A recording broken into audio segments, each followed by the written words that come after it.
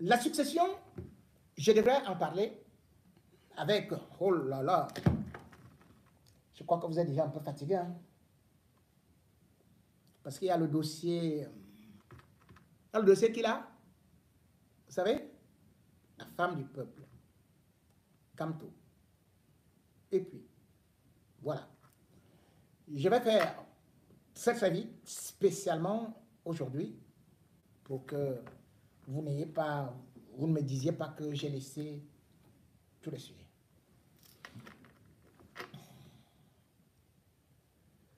Le MRC en danger. Le MRC fait parler. Le MRC risque de chavirer. La candidature de Michel Ndoki ressemble à un piège ou alors à un attrape-nigo. Quelle sera la réaction de Maurice Kamto et quelle sera la réaction des Camerounais? Je n'ai pas voulu aborder ce sujet depuis qu'il a commencé à faire bouger les lignes et à faire que les militants du MRC s'entre-déchirent. De toutes les façons, le régime Biya s'en réjouit, puisque c'est déjà un premier succès. Je ne voudrais pas apporter des jugements catégoriques sur des individus. Mais j'ai constaté une chose par rapport aux déclarations de Maître Ndoki, qui, bien sûr, avait fui pour aller au niveau de la Côte d'Ivoire. J'ai été curieux, tout comme vous, pour cette femme pour qui j'ai beaucoup d'admiration, au regard de ce qu'elle a subi. J'ai quelques interrogations telles que son retour de la Côte d'Ivoire 2 ans après, alors qu'elle disait quand même qu'elle était menacée. Je ne sais pas, je ne pourrais pas juger, je ne sais pas comment, ou c'est par courage qu'elle est rentrée, sachant qu'elle ira peut-être en prison. Peut-on devenir présidente du MRC étant finalement en prison le jour de l'élection? Si jamais elle a arrêté, pourquoi n'est-elle pas arrêtée? Beaucoup ont voulu également lui jeter de l'opprobre, parlant de trahison ou encore d'avoir rencontré à Tangandji. Qu'est-ce qu'ils se sont dit? Je me suis évertué à vouloir récupérer, à réécouter ces déclarations par rapport à cette rencontre que beaucoup brandissent comme une pièce à conviction qui démontre qu'elle aurait peut-être été mise en mission par le régime Biya pour détruire le MRC. Peut-elle détruire le MRC? J'en doute. Est-elle mise en mission? Comment a-t-elle rencontré justement d'abord celui qu'on appelle Atangandji, qui est l'un des cerveaux du régime? Je voudrais que vous écoutiez un peu avec moi dans cet élément qui nous vient de nos confrères de Afrique Informe. Dans nos recherches, après votre sortie de prison, plusieurs semaines après, vous avez rencontré le ministre pour la Tangandji à l'hôtel Sawa de Douala. C'est vrai. Avec qui vous avez discuté pratiquement 1 heure. Un peu plus même, oui. Que voulait-il, le ministre à Tangandji, en vous rencontrant? Comme d'habitude, m'intimider. Comme d'habitude. C'est malheureux et vraiment j'espère qu'il regardera cette émission. Il m'a fait l'honneur de me dire qu'il m'avait regardé à l'époque. Alors ça se passait 1 semaine après mon passage sur Equinox. Et donc quelques jours avant mon passage sur le plateau de Dans l'Arène. J'espère qu'il regardera et qu'il comprendra que c'est une invitation à la remise en question. Je ne doute pas qu'il soit attaché à cette nation. Je n'en doute pas une seconde. Je crois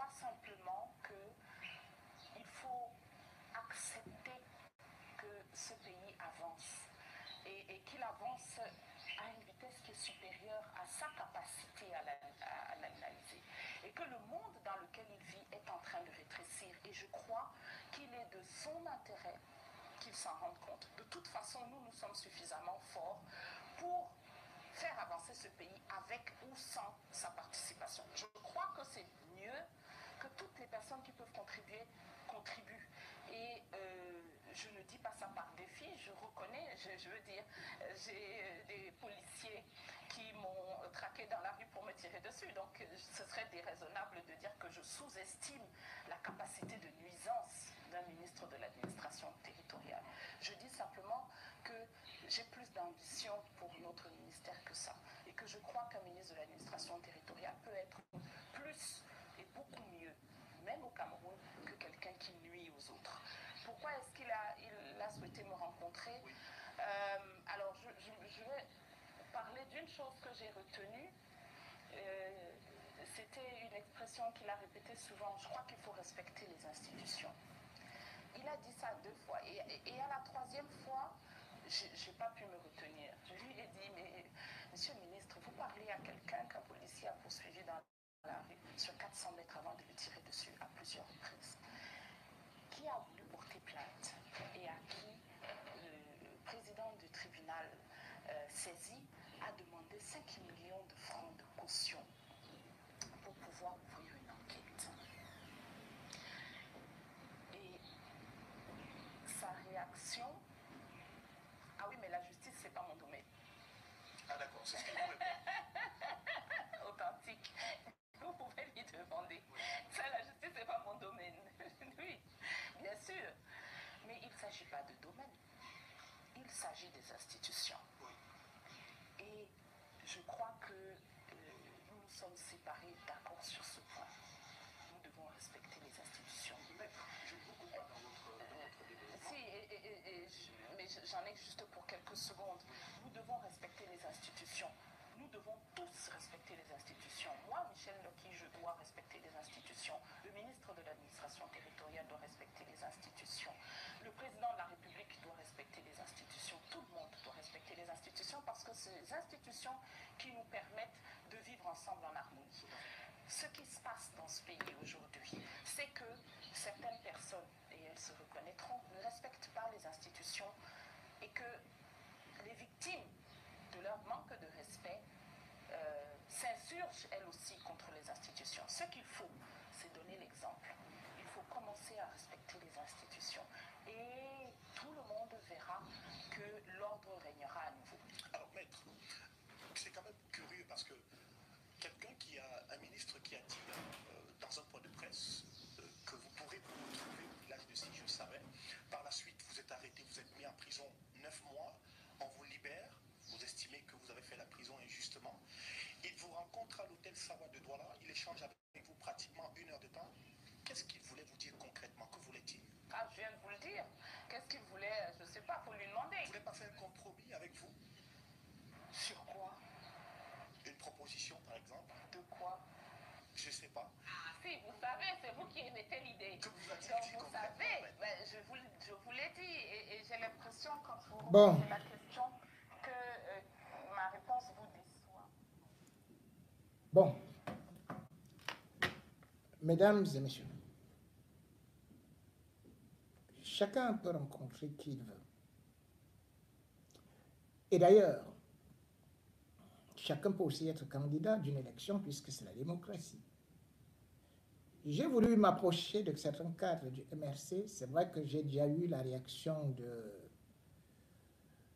M. Ateba, Joseph Ateba, qui est chargé de la communication. Et j'ai vu qu'il disait qu'il soutenait à fond, et tout le directoire, bien sûr, Michel Ndoki, dans sa démarche, surtout quand on dit la large majorité, cela veut donc dire que c'est Michel Ndoki qui sera certainement élu nouvelle présidente du MRC, puisqu'elle a dit, puisque Joseph Ateba dit que ceux qui critiquent ne savent même pas comment on fait pour élire le président du MRC. Donc, dans une large majorité, le directoire est derrière Michel Ndoki. J'ai essayé d'appeler également aussi Albert Zongan. Pendant 3 ou 4 jours, je crois que je l'ai eu le 4e jour. Puis il m'a dit qu'il était très occupé. Je lui ai dit que ben, tu es occupé, parle-moi d'abord de ce qui se passe chez vous là. Il m'a dit que lui-même, il est très occupé parce qu'il prépare un grand coup. Je lui ai dit quel grand coup. Il m'a dit que lui, il veut simplement remplacer soit directement Biya, soit même le pape. Parce qu'il y a aussi une élection qui aura bientôt lieu à Rome. Donc, j'ai compris un peu l'ambiance et surtout qu'il me disait que, mais voilà, il est très occupé, donc il est en train de préparer son élection. Je ne sais pas si c'est contre Kamto ou si c'est contre Paul Biya, mais de toutes les façons, il a dit qu'il va remplacer directement Paul Biya. Peut-être qu'il repartira au niveau du RDPC, puisque tellement on est habitué à voir des hommes politiques changer de parti au Cameroun. Mais ce qui, dans ce que j'ai écouté et regardant la réaction de Michel Ndoki, c'est quand même le langage déjà assez policé, où j'ai d'ailleurs constaté que rencontrant un responsable d'Ecofin, et à la suite d'un article, il disait que maintenant, c'était une opposition de revendication, il faut déjà une proposition, une opposition de solution, de proposition. Et là, j'ai rebondi. Je vous jure, j'ai rebondi. Parce que je me suis dit, mais c'est le Cameroun ou c'est pas le Cameroun? Depuis qu'on propose au Cameroun, depuis qu'on propose à Paul Biya, est-ce que ce régime a déjà changé ou a écouté des propositions? Mais je sais quand même que Michel Ndoki était déjà né quand il y avait la tripartite en 91. Qu'est-ce que les opposants n'ont pas proposé? Ils voulaient la conférence nationale souveraine. Paul Biya leur a dit, je vous offre une tripartite. Dans cette tripartite, il avait nommé, au lieu d'y participer, un certain ministre qu'on appelait Odontol. Alors, ce ministre est arrivé, mais c'est lui qui présidait.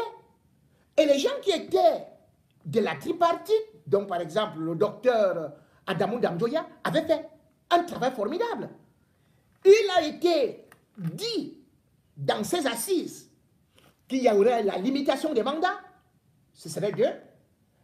Il a été dit qu'il faudrait revoir le code électoral.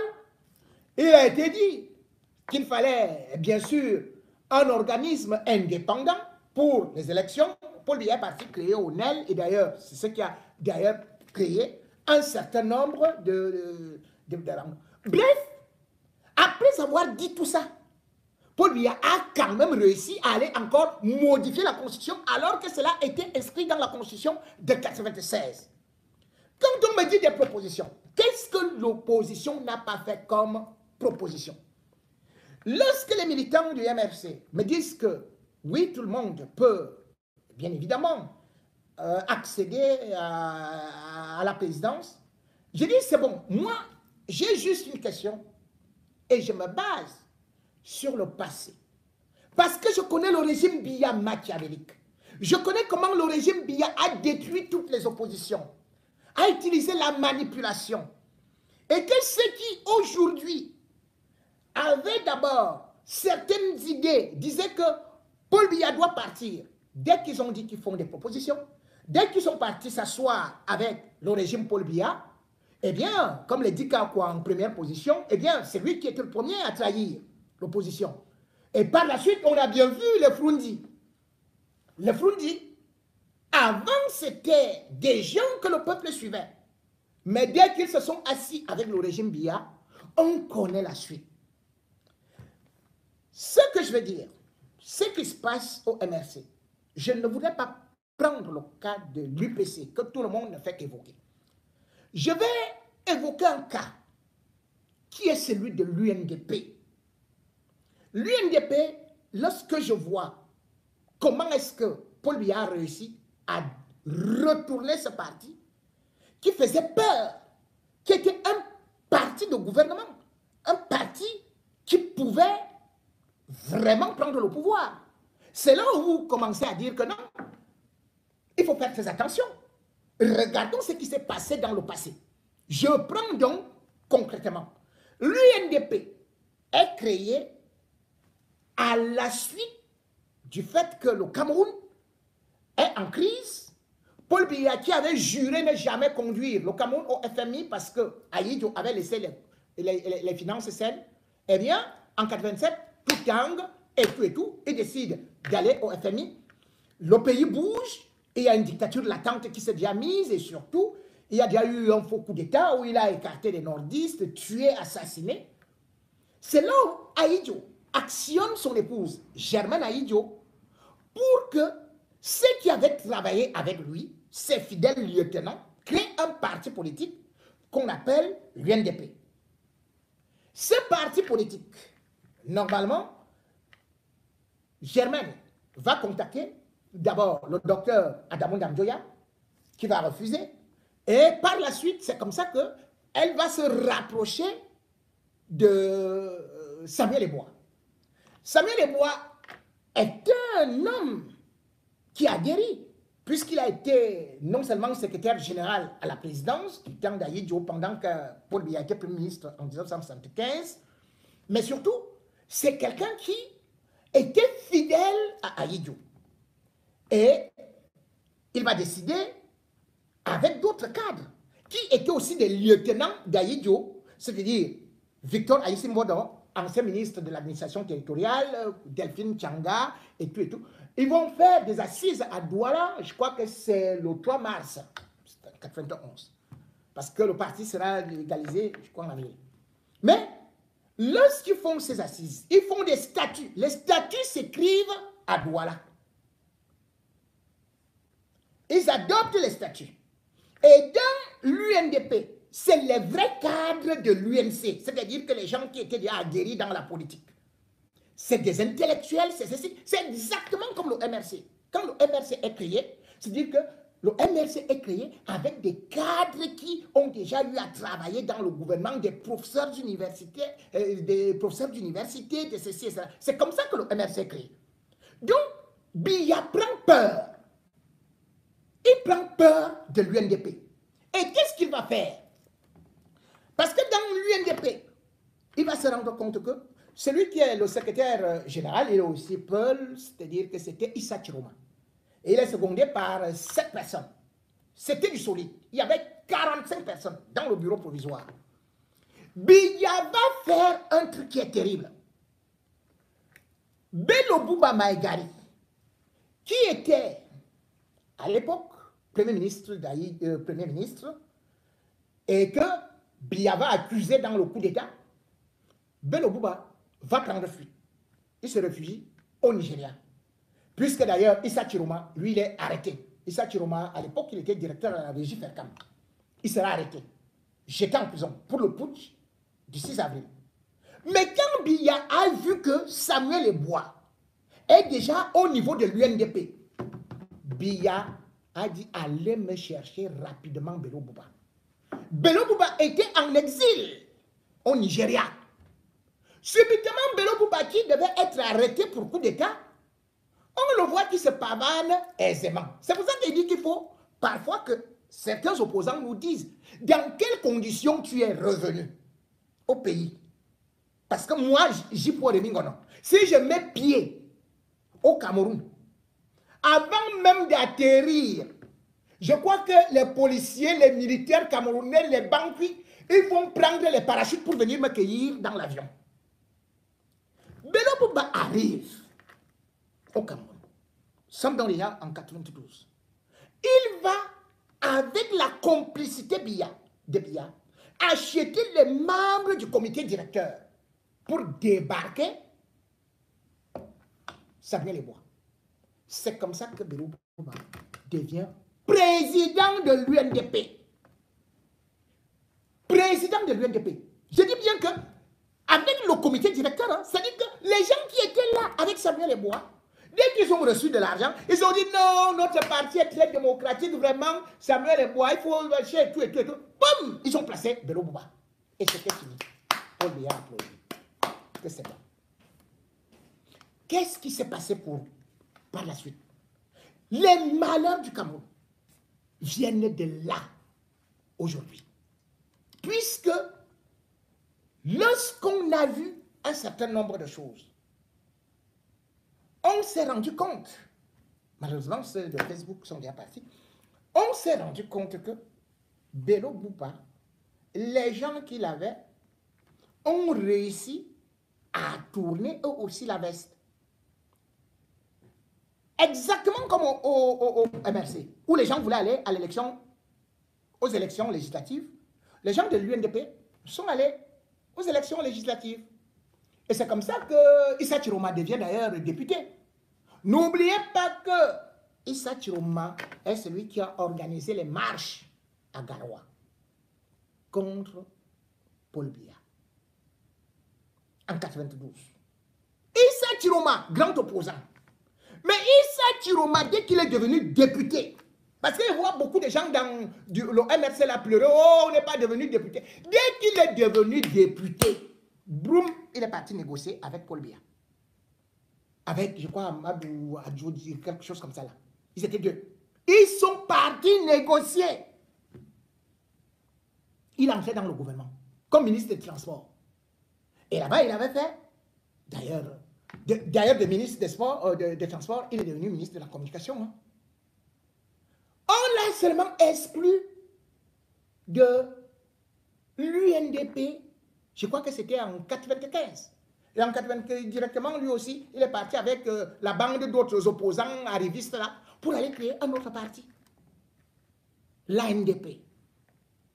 Vous comprenez donc que, moi, quand on me parle de l'opposition camerounaise, et surtout quand on commence à avoir un discours policier, je dis attention, attention. Le discours de Bello Bouba, où est-ce qu'il a entraîné des gens? Regardez le Grand Nord. Parce que quand Aïdjo créait le Grand Nord, il avait dit, je prends un sudiste, je le mets là-bas, je ne veux pas que ce soit seulement les élites du Grand Nord, mais je veux aussi les barons de l'ancienne UNC qui a été volé par Paul Biya et qui est devenu le RDPC. Mais à force d'être retourné par le régime Biya, comme exactement Frundi, qui d'ailleurs, selon le commissaire Hélé, avait reçu 500 millions par rapport à l'élection de 2004. Donc, à force de retourner, les opposants camerounais, on commence à dire, quelle est leur crédibilité? Aujourd'hui, Joshua aussi va te dire, comme Cabral Libi, oh, il faut discuter, il faut négocier, mais on ne peut pas négocier. Avec le régime Biya, c'est vrai qu'on peut s'asseoir. Mais la réalité est que ce régime ne peut jamais accepter une idée qui vient de l'opposition. Ce régime cherche à absorber l'opposition, à détourner l'opposition, et par la suite, l'opposition est réduite à néant. On prend quelqu'un, on le place là, on l'encourage, on lui dit vas-y, et puis le parti meurt. Le PC, c'est comme ça, elle est morte. L'UNDP n'existe plus. Le SDF n'existe plus. Et demain ou après-demain, eh bien, ceux qui croient que le MRC va résister, non, le MRC ne va pas résister parce que ce sera avec la même tactique. On ne change pas l'équipe qui gagne. On ne change pas les méthodes qui gagnent. C'est pour ça que je voudrais attirer l'attention des cadres du MRC par rapport à ce qui est en train de se passer. De faire très attention. Oui, il faut de la démocratie, mais en même temps, il faut des personnes de poigne. Oui, il faut de l'alternance, mais l'alternance commence d'abord par Paul Biya. C'est clair, c'est net, c'est comme ça. Parce que Paul Biya, on ne peut pas dire, on va aller chasser Paul Biya, mais on se permet tout simplement à vouloir chasser les opposants charismatiques qui font peur à Paul Biya. Quoi qu'on dise, l'opposant, le vrai opposant qui fait peur au régime de Yaoundé, c'est Maurice Kamto. Quoi qu'on dise, et maintenant celui qui fait peur à Franck Biya, c'est tout. Donc chacun a son niveau. Moi, je ne fais qu'une lecture simple. Lorsque je sais que la conférence nationale souveraine qui a été la tripartite n'a abouti à rien du tout dans la mesure où on sait que ce qui en a découlé n'a été une fois de plus que tourner le peuple en bourrique. J'espère que le MRC sortira fort de cette brouille. J'espère que les responsables du MRC auront l'honnêteté de pouvoir affronter le RDPC pendant l'élection. J'espère que Maître Ndoki est sincère. J'espère. Je l'espère. Sinon, femme du peuple, tu auras déçu et trahi le peuple. Tu auras été un espoir. Mais dans l'histoire, tu pourras aussi te retrouver dans la même armoire que Jean de Dieu Momon. Tu pourras aussi te retrouver sur le même banc que Célestin Diamène. Tu pourrais peut-être aussi finir comme ceux qui étaient avec toi en prison et qui sont déjà dans le royaume de l'au-delà. On ne mange pas avec le diable si on a peine longue.